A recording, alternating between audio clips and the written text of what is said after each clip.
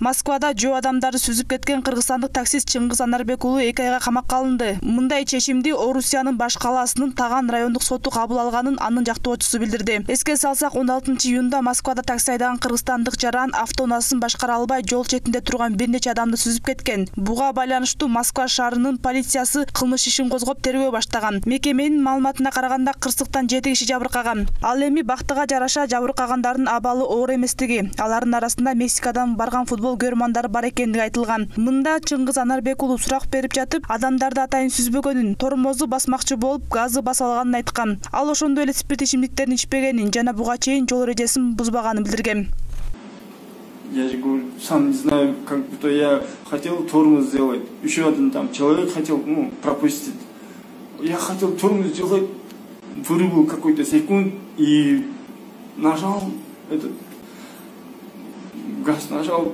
Я думаю, тормоз нажимаю и не знаю даже, что было, вырубил сам.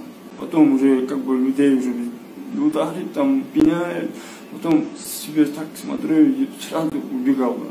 Сразу убегать. А почему убегали? Испугались? Испугались, там, я же сказал, меня убьет, сейчас просто убьет, там сколько там людей было.